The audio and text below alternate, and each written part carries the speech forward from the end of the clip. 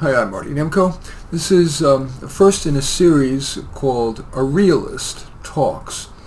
This is called A Realist Talks Career.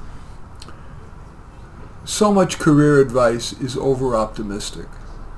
Ultimately, that usually does more harm than good.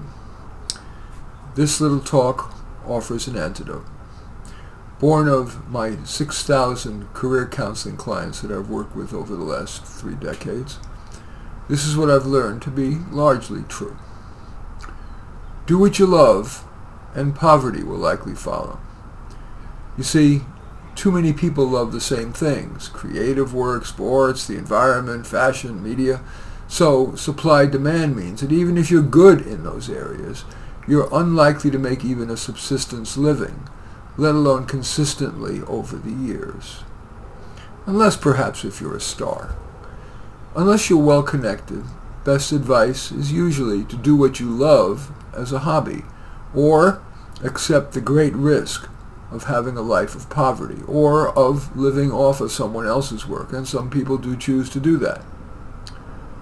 The second bit of what I consider a realist talk is demographics is close to destiny. Today, hiring and promotion is much affected by your race and gender. That is the unvarnished truth. Hiring, beware. Too many applicants lie, exaggerate, or are coached to appear better than they would actually be on the job. Resume writers make the candidates seem smarter and more organized. It's no more ethical than somebody writing a student's college admissions application essay. Interview coaches feed very persuasive wording and practice with the client on video so they seem very natural. Some candidates even have their friend pretend to have been their past boss. Crucially, weak candidates are more likely to use such tactics. Thus, more worthy candidates are denied their rightful employment. Not only does that hurt them, it hurts the coworkers, the bosses, the buyers of the products or services, and in turn society. So, it's usually wise to get your hiring pool from referrals from trusted sources, and for you to screen based not on stock interview questions like, what's a failure you've learned from? But on simulations of the job's common difficult tasks. Email your finalist candidates references, asking them to not respond unless the candidate is excellent. That mitigates references' reluctance to say the negative. Bosses are usually right. The media tends to portray supervisees, employees that is, as superior to their bosses. Bosses are portrayed as jerks, or stupid, or otherwise inferior to their good workers. In reality, while non-merit factors can catapult an inferior person into bosshood, bosses are usually smarter, more knowledgeable, and have better judgment than do their supervisees. Default to agreeing with the boss, both on the merits and because the boss will appreciate you more. Many people shouldn't spend time networking.